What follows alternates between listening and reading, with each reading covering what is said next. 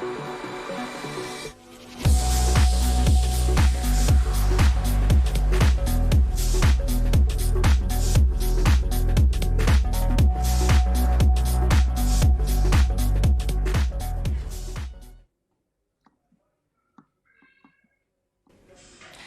I'm Rizal Rozina. Welcome and thank you for joining us for the third edition of the Speakeasy with Rizal and Rozina. To those of you observing the holy month of Ramadan, I hope you had a good buka puasa and may this month bring you blessings and guidance. My co-anchor is of course Rozina Aziz, co-founder and CEO of Metamorphosa, a boutique consultancy offering customized leadership and personal branding solutions for individuals and companies. Rozina has vast experience in corporate Malaysia and she is also a global leadership coach. Thanks, Rizal. Tonight we look forward to having a relaxed, speakeasy conversation with a notable global leader whose leadership journey at such a young age, the same age as Rizal in fact, has created impact felt by millions around the world.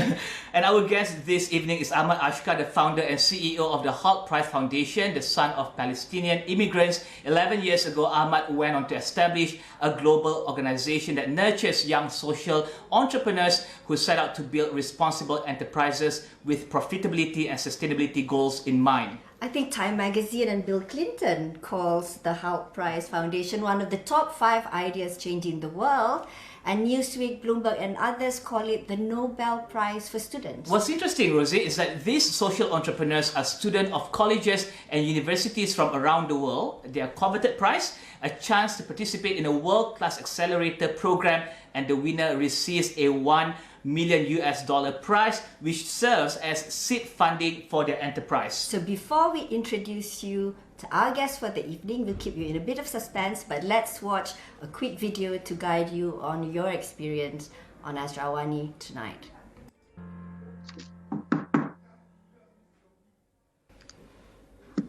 Welcome back. Today we have with us Ahmad Ashkar, founder and CEO of the Halt Price Foundation, who's joining us all the way from Washington, D.C. Ahmad, welcome to Leaders Speakeasy with Rizal and Rozina. How are things in the post-Trump era in Washington, D.C.? You know, they're looking up and up. We're doing great out here in districts, in America's capital, and we're excited. Vaccines are finally starting to roll out by the masses. You'll find so many people beginning to come back to a not just a post-Trump era, but a post-COVID era as well.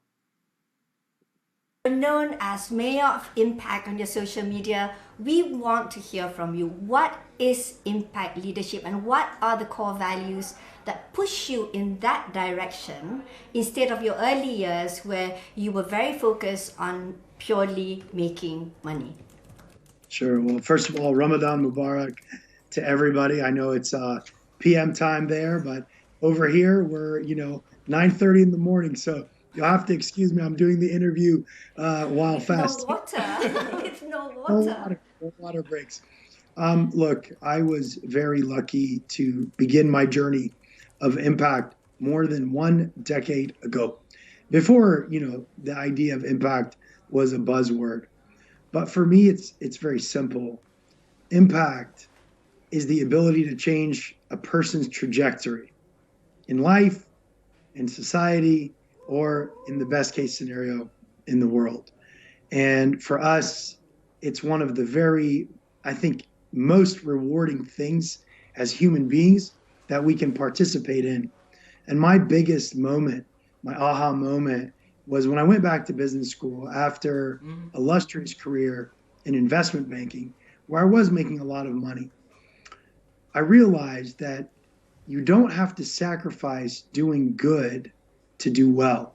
And that was my big breakthrough, was how to create an environment where young people, specifically college and university students around the world, could make money while having impact. And that those two things were not mutually exclusive. And we launched a company which later got acquired by the Holt family, the owners and operators of EF, English First, one of the largest education companies in the world and the largest privately owned education company. And they acquired our organization and rolled us up into their family office as the Halt Prize Foundation, which is today, I'm proud to say, the worldwide leader in impact education. But Ahmad, at just 38 years old, you've created a global impact. You are a leading authority in entrepreneurship, innovation, venture philanthropy, and also endowment. So for those of you who don't know, he also serves on the as an advisory board member of the UNDP, and you are a member of the Entrepreneurship Expert Network of the World Economic Forum. And Ahmad, some are born great, some achieve greatness, and some have greatness thrust upon them. Do you think leaders like yourselves are born or nurtured, or is there a balance between the two? And do you feel that your upbringing as the son of immigrants has shaped you into the leader that you are today, Ahmad? Well, look, that's a loaded question. And are leaders born or are leaders made? I think it's a combination of both. Certainly, as human beings, I teach a very famous course. It's called Born to Close, okay? And I believe every single person around the world, no matter where you were born, how you were born, the environment you were born in, has the killer instinct ability to sell and to close and to make something more of themselves than what they were predispositioned for. And my first slide in that training is simple. It's a baby crying to their mother for milk and to eat. And every mother nurtures its child. So we're born instinctively with the ability to close deals, to sell, and to get what we want. The problem is society skews our ability to understand and reduces our imagination to dream and be creative of the things we actually want. So I think it's a combination of something that's both nurtured and certainly that we're born with. You know, what drove me, of course, was being the son of Palestinian immigrants. Many immigrants around the world, my parents focused on sacrifice, education, and of course, raising good children that would come out to something greater than they were in their home countries, wherever they immigrated from. So certainly my Palestinian identity and heritage is something that certainly shaped my ability to become a leader in impact. And again, I never chose to be a leader. I just did what I thought was the right thing. I solved a big problem in the world, and as a result, found myself with millions and millions of followers and a movement which was born, which today is bigger than me. So you talk about building minds who want to dream earlier. So a lot of people say to drive huge impact, one must dare to dream big. Without any entrepreneurial experience, you pitched this wild idea for the Hulk Prize. And so what was that experience like, and what advice would you give to young leaders of today who, like you, may not be as confident as you were, you were 26 then, right? And they 25, want to 25, yeah. And they, like you, want to leave a mark.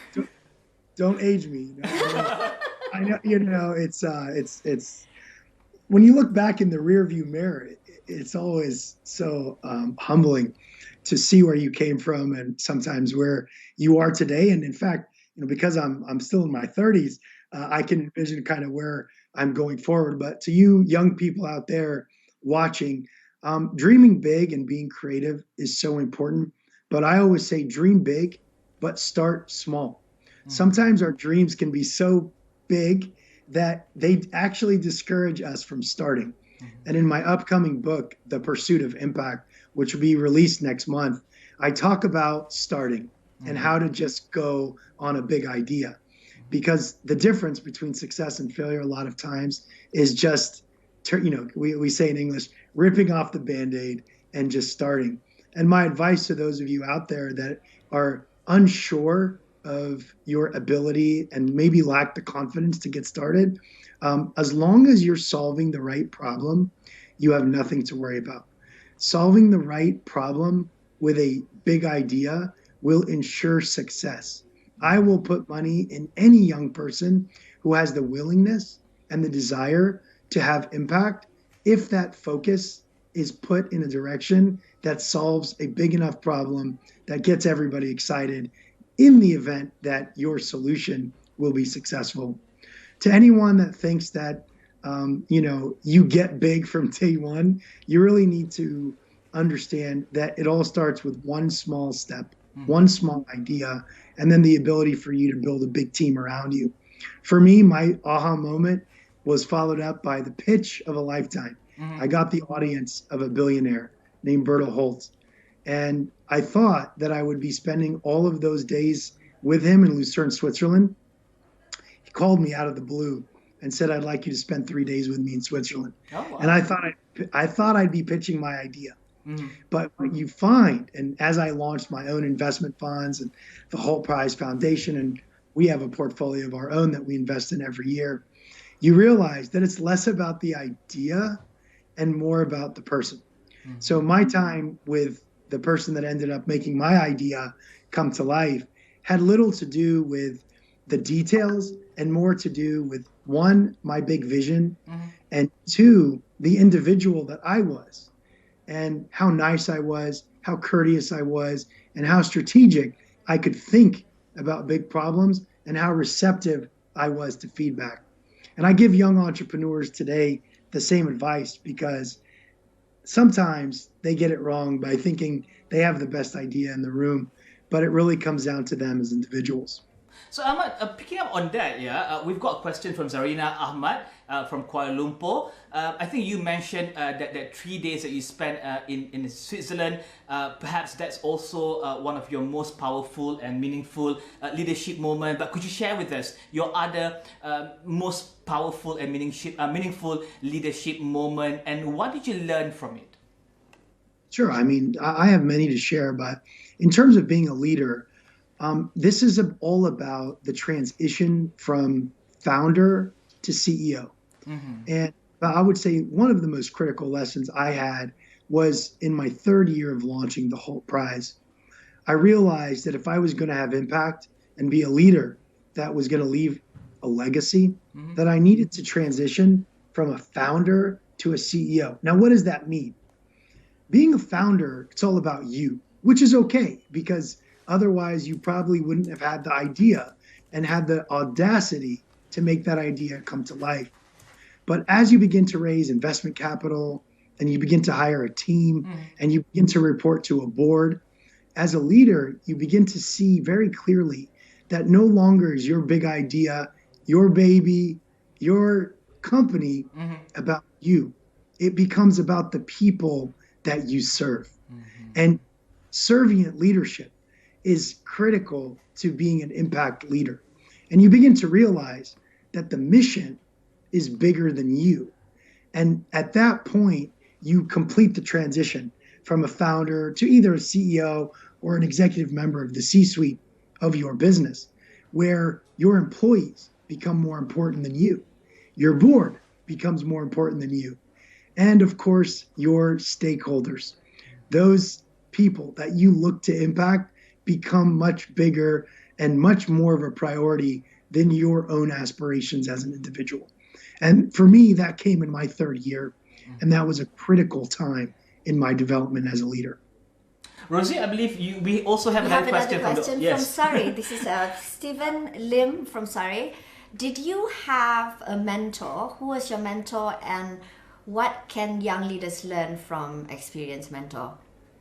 Great. So yes, I've had many mentors along the way, and I don't know a successful leader who hasn't had a great mentor behind them. My mentor, first of all, started with my own mother and my own father. I watched my dad as an immigrant work from 6 o'clock in the morning until 10 o'clock at night every single day. So I learned how to be a worker and to develop work ethic from my very first mentor. I watched my mom come to America without even knowing how to speak English and never losing our culture. She dragged all of us, where there was 5 kids, on her hip and took us back to Palestine every opportunity she had. So as a kid, I spent every summer in my home of the West Bank in Palestine. So I'll never forget that. And that was fundamental in my formative years. Then I began playing sports. My football coach, Todd Leonard, in high school, became a mentor of mine. And again, I think our age difference. I was 17, he was 25. So it doesn't have to do a lot with age or experience. He became such a critical person in my life and taught me how to excel on the football field and in my sports career, and balancing the fame that came from my sports life with the academics that I needed in school. And then, of course, as I moved to become a professional, I had the privilege to be mentored by none other than the great Muhammad Yunus, a leader in the social impact space, Nobel laureate, who taught me really how to be everything that I've turned to become in the impact space. And what he challenged me to do was to take his work and move it to the next level. And that's what I believe we've done with the impact entrepreneurship model that we've launched at the Holt Prize. And then, of course, I've had personal mentors.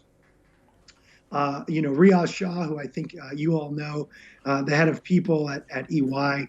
He's been a great mentor of mine. And of course, the great Dr. Omar Fisher. For those that are in the Islamic finance space, I began my early career in Islamic finance investment banking. And I had that great life mentor, continues to be a mentor of mine. And then my non-business, more life and personal coaching mentor, Chuck Kane. Chuck and he's still my mentor today. He's the CEO and was the founder of an organization that became one laptop per child, the first social enterprise in the world to teach how to sell products like laptops in order to have social impact. And then, of course, my chairman, Dr. Stephen Hodges.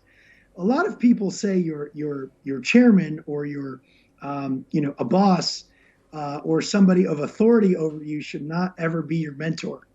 I disagree with that advice, because I mentor some of my employees, and I'm mentored in a sense by our chairman. So I do think finding the right mentor for you is critical, and that is both a personal and a professional mentor. And mentorship is not this formal thing where you ask somebody to be your mentor. Ask somebody for advice and for help. Okay. And you call them once, you call them twice, after a month or two of this behavior, you may find yourself having a mentor. So that is a very interesting conversation, Rosie, especially about the different mentors in different stages in life.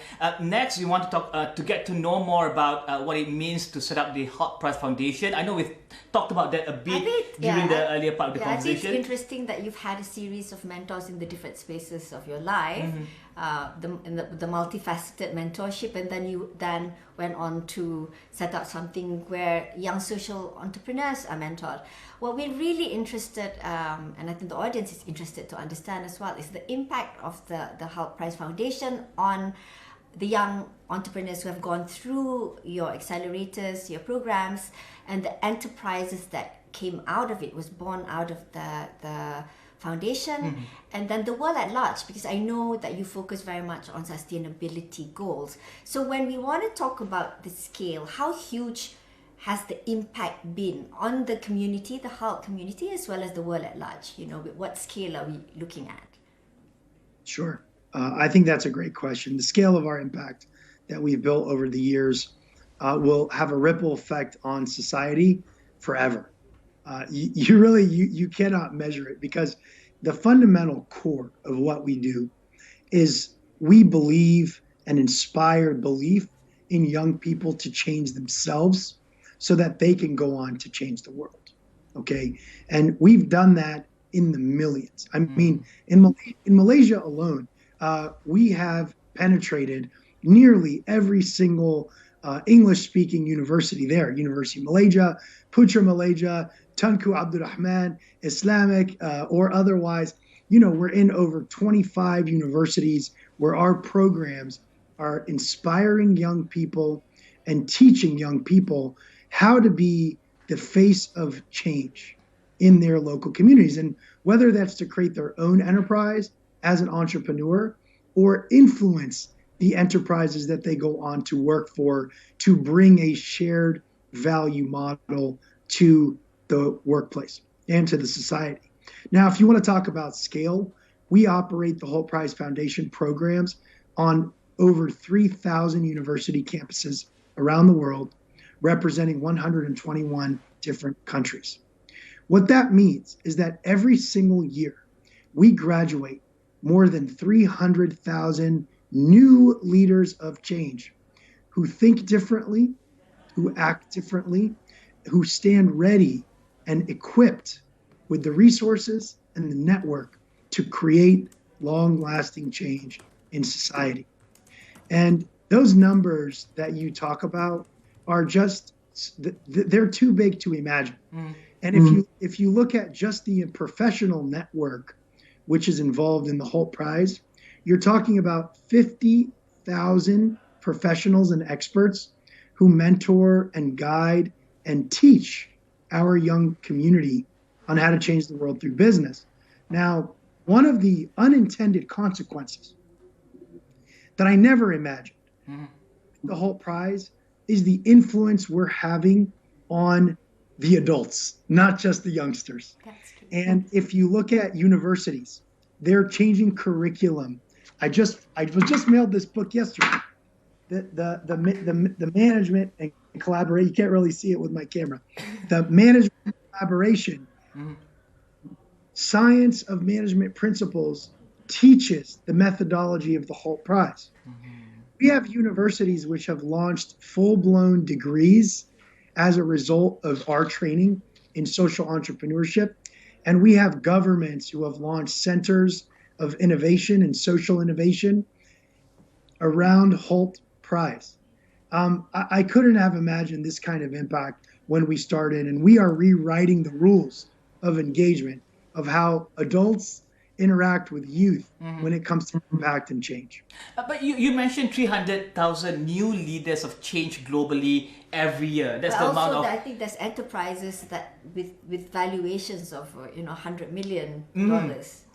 And also, Ahmad, it's estimated that 90% of startups in America fail. 21.5% of startups fail in the first year, 50% in the fifth year, 70% in their 10th year. How different is that for the Holt Prize? And I know Holt Prize focuses on mentoring students, and students have their own different challenges as they're still studying, right?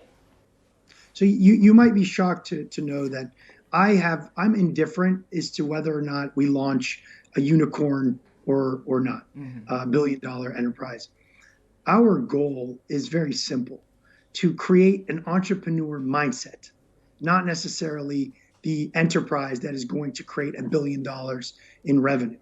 Now, that being said, our track record is very good at the Holt Prize, and we do have a number of companies which have valuations well over $100 million. And the reason you talked about those numbers, Rizal, but what those statistics fail to tell us, 90% of startups fail. But how many of those startups are solving the wrong problem? And that's the challenge you face with a lot of startups and startup accelerators.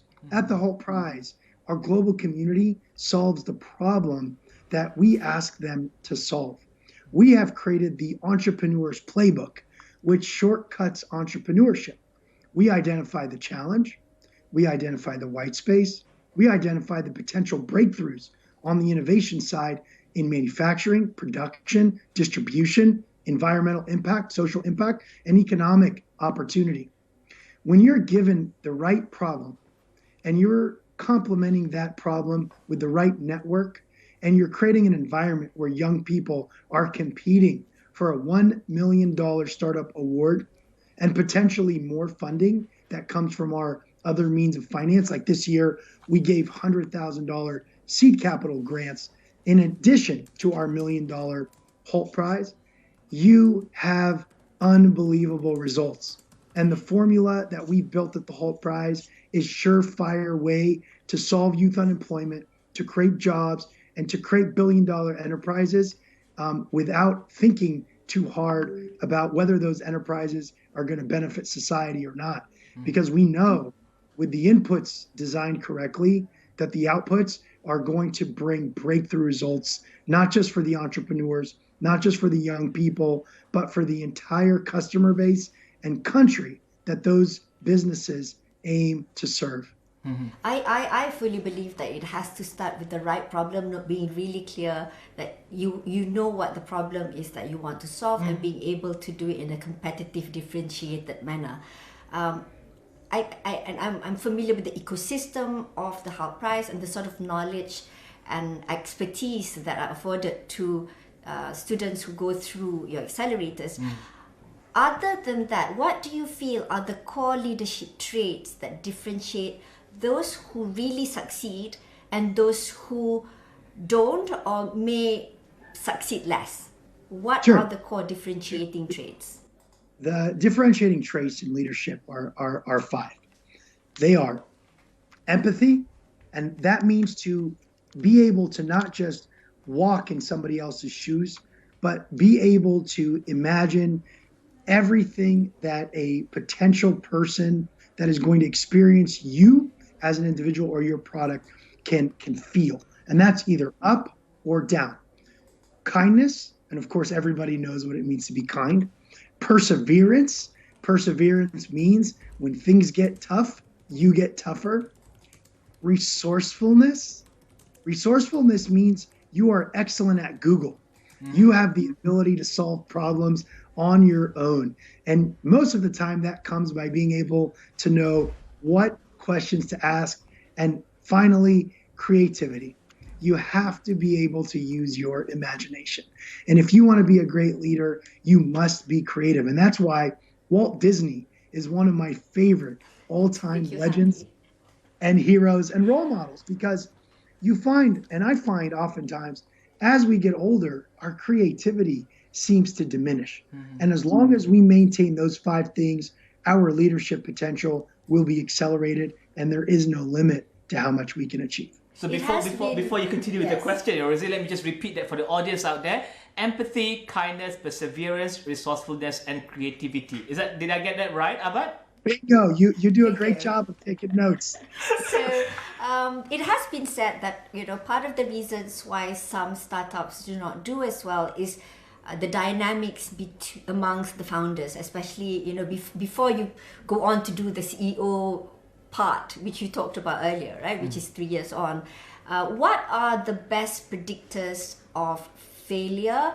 Not to be negative, Ahmad, but so that people can learn on the pitfalls to be avoided.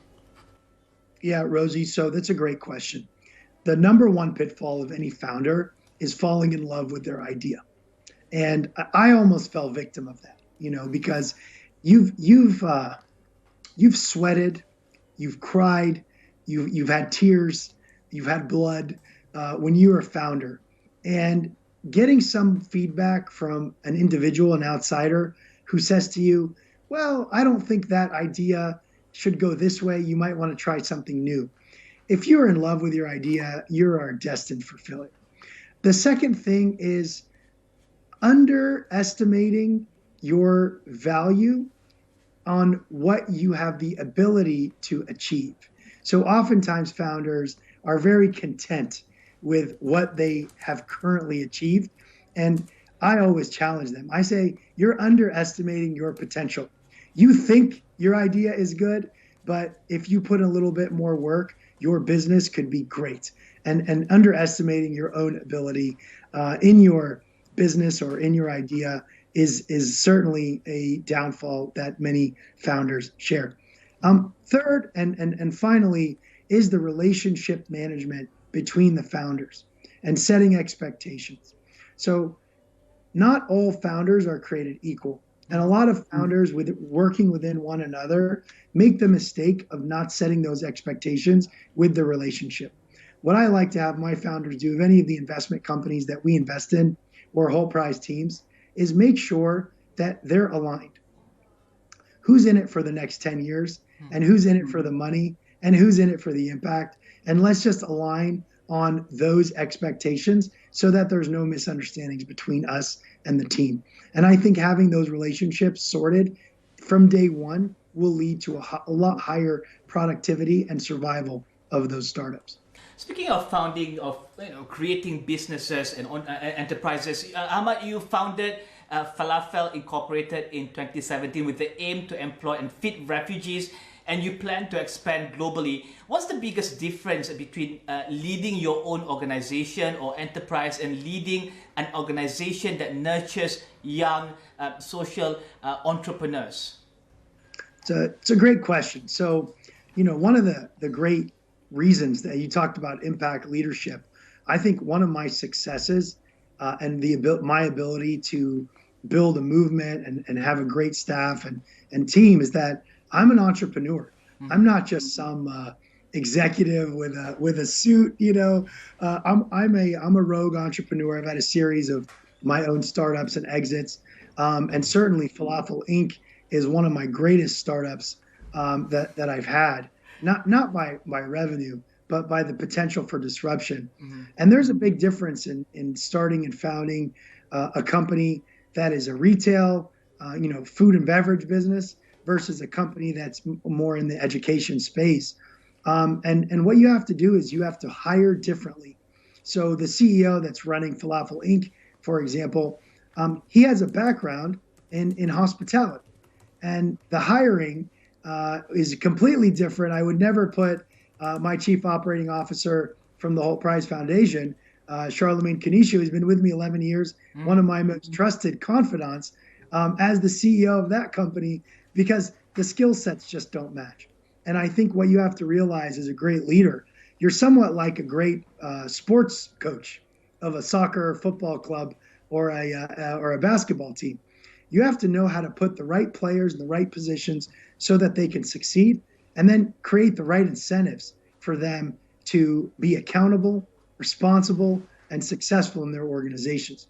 And that's been my greatest success as a leader, putting the right people in the right places and encouraging and motivating and coaching and hand-holding them in the right way to be successful.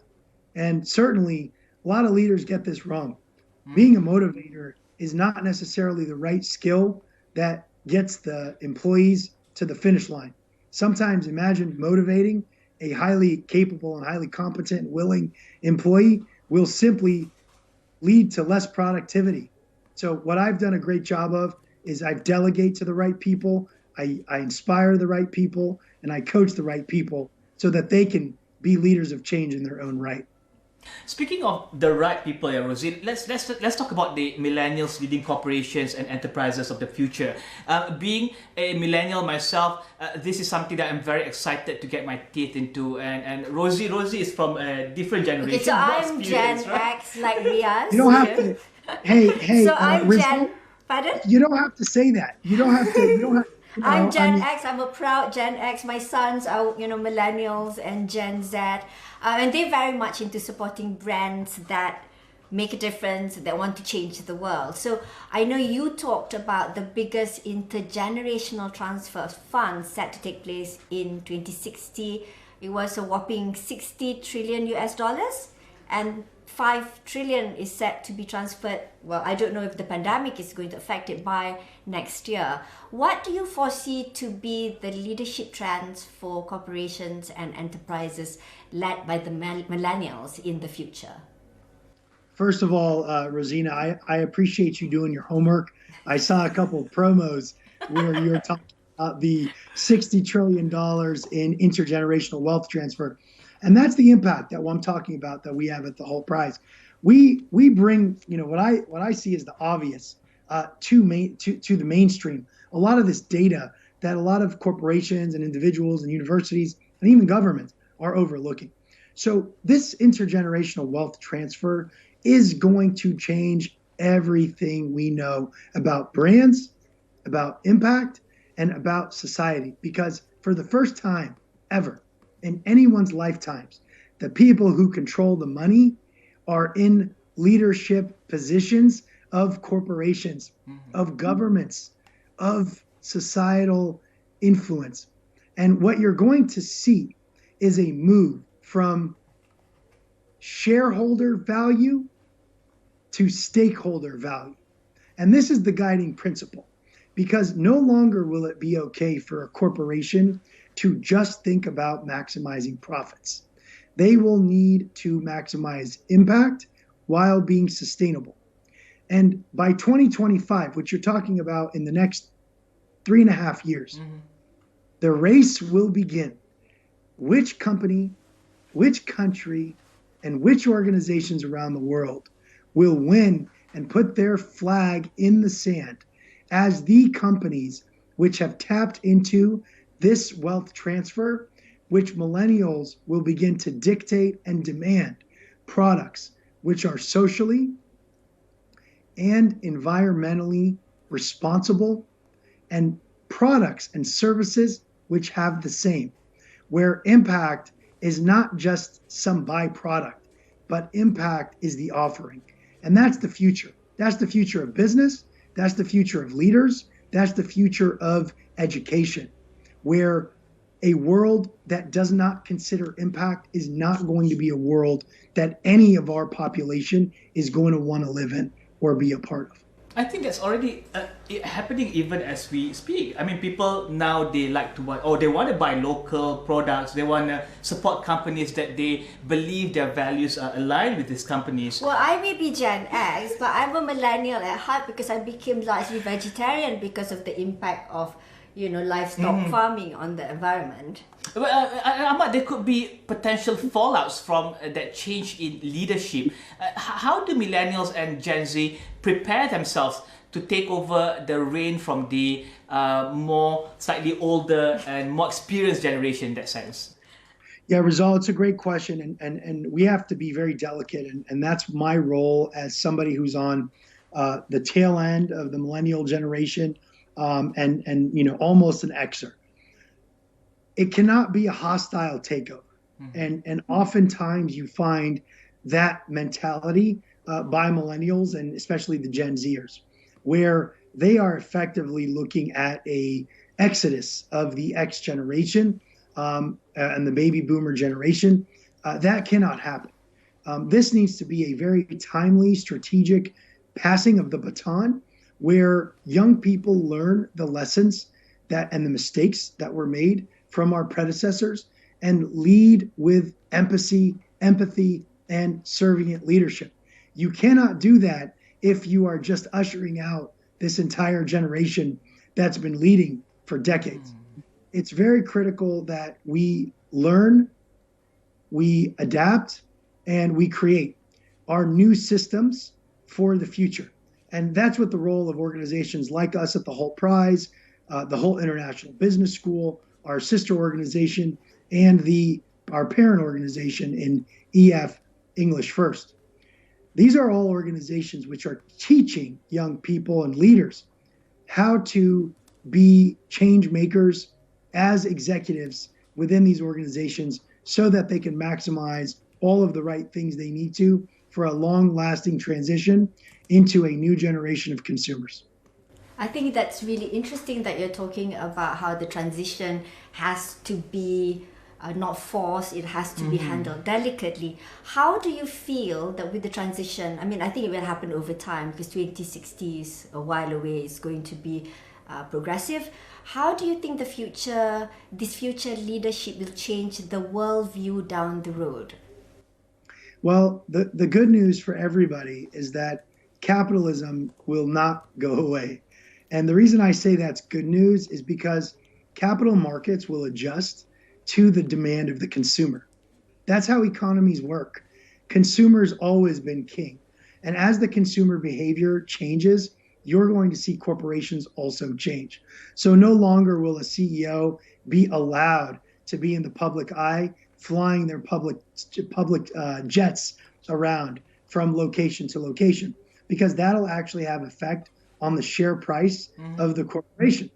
And capitalism will actually force corporations to adjust into this new consumer mindset, which considers impact first. So I'm not worried about it. It's just a matter of time, not timing. And that's why I'm very, very optimistic and I'm bullish on the future of my generation's ability to lead an entire generation to impact and a much more sustainable future, positive outlook on the environment and society than we've ever seen before. I do believe that the United Nations Sustainable Development Goals will all be solved. It's a matter of time, and I think by 2060, we'll see that change starting to take place in full fruition, and we'll live in an entirely new version of what we see as the world today. And Ahmad, let's take two questions from the audience. We've got one question from Kim Nguyen from Dubai, and Rosie will take will ask the second question. Kim Nguyen from Dubai. The question is: the older generations are handing over a broken world to these young leaders. What would be their biggest challenge? I think this is about the young leaders, the challenge of the young leaders. Sure. So. In some cases, they are leaving us a broken system. In others, they're providing us with a great roadmap to what success could look like. Mm-hmm. In general, one of the biggest challenges is going to be shared equality. The problem in the last 3 decades is that the middle class gap has actually grown. Mm-hmm. More people are coming to be poor than wealthy, and the middle class divide is growing. That social inequality, because it's grown at such a rapid rate in the last few decades, reducing the gap is going to be one of the biggest challenges that we have. And there's going to be a lot of familial pressures and societal pressures. You know, it's funny. America has one of the biggest philanthropy bases of all of the world. And when you look at the research as to why that is, and it's very clear, it's much easier to give away money when you didn't make it. So the second and third generation of the billionaires can give away money much more easily than a lot of the first generation. And what you have in a lot of the emerging markets is a lot of first and second generation, like access to healthcare, access to housing. Those are things which we're going to have to ask ourselves as a nation. Our number one, interconnectivity. We're the most connected generation of all time. Number two, I think the Xers, because of the Industrial Revolution, I think they have really, you know, it took me 12 years to build the whole prize. I gave 12 years of my life, literally blood, sweat, and tears. I hire a lot of people today that want leadership positions within my organizations after the first year. And I think that patience needs to be earned. There's too many stories of overnight billionaires, and those are just fantasies. You need to work hard. Time, not timing, is what's going to set you apart from the pack. And that's some of the biggest downfalls that I think we can address head on to my generation. Well, I think now we're going to move on to the quick, before we take more questions from the audience, now we're going to move on to the quick fire leadership questions. So this is a bit like the game show. Ahmad, for each of the questions, you're going to have just 20 seconds to answer. Are you ready? This is the fun part, Ahmad. This is the fun part, just to let loose and to take it easy. You shake it out. Yes. All right. So the first question is, you're so busy. You told us before we started the interview that you travel 200 days in a year. What do you do to reset and re-energize? I watch movies, binge watch movies and TV shows, and eat. What are you watching currently? Oh, I just finished watching the Ozarks on Netflix, which I thought, because I'm from a small town in Kansas, I've been to the Ozarks, so I thought that was a really good, especially during Ramadan. I do a lot of binge watching, and then of course a good meal and cooking. You know, I love to cook and I love to eat and I love to just relax and turn off my mind whenever I can. So this is a question. Which entrepreneur, you get to choose one, do you look up to the most and why? Steve Jobs. Oh, and it's very clear. First of all, Steve Jobs never cared if anyone liked him or not. Mm-hmm. And I also find myself in the same boat. I don't work for the praise of others. I work for myself and to challenge myself and make my mother and father happy. That's my only priority. Two is I love his leadership style. And I do a lot of it where he always challenged people to do their best. He never asked someone he never told somebody if something they produced was good or bad. He simply asked them one question: is this the best that you can do? And that was it. And I try to do the same with my staff. And I think he was a phenomenal creative mind and thinker. And he really didn't care what anybody thought of him, which I thought was a phenomenal leadership quality of Steve Jobs. So I hear that the Hot Prize during its accelerators and summits, you guys play really good music. What music are you listening to right now? Do you have a specific playlist that you're listening to right now? So let me just make something very clear. I grew up in the hood in Leavenworth, Kansas, in the '90s, which means that I'm a hip hop junkie, and you'll always find Biggie Smalls, Snoop Dogg, Notorious B.I.G. In on my playlist. So I'm old school '90s hip hop all the way. So this is one of our favorite quickfire questions. It is lonely at the top. Do you agree? Either way, why? It's very lonely. And why? I don't know why. Your friends stop calling you. Your family stops inviting you to family events. It's nothing that you do. It's people make assumptions about successful leaders. They assume that you're busy. They assume that you aren't going to like what they say. They assume that your knowledge is far superior than theirs, and they stop calling, and that's the truth. Can I ask a follow-up question, Rosie, from that? But is relationship important to you? Relationship with people, family, friends, are they important to you? Of course, as a Palestinian and a Muslim, tribe is the most important thing to me. My family, my wife, my kids, my parents, my colleagues. I don't draw the line between work and personal. You see a lot of articles on how do you separate the lines between personal and work. I don't. Some of my best friends are the people that I work with at the Holt Prize, and they're family to me. And if I am finishing a long day, I don't run from my office. I want to go and grab a meal or a coffee and spend some time with the leaders of my organization. So it's very important to me, and I think it is very important to anyone who's successful. Speaking of grabbing a meal, other than falafel, what's your go-to comfort food? You're not allowed to choose One of my favorite places to go and eat is what is your go-to comfort food other than falafel? Yeah, Italian food. Is that you were about to say something about a particular restaurant that you like to go to? Yeah, I will take any restaurant in Rome or Milan, but I think that a fettuccine with a shrimp sauce with a red spicy sauce is excellent. I make all my own spicy chili pastes. My next is a good bowl of ramen. That's another. I cannot turn down a kimchi bulgogi's flavored ramen noodle in a beef broth. Forget about it. You're talking to the right people. We like things spicy and full of chili. Oh my. The last quick fire question before we go back to our other questions. What keeps you awake at night? My legacy.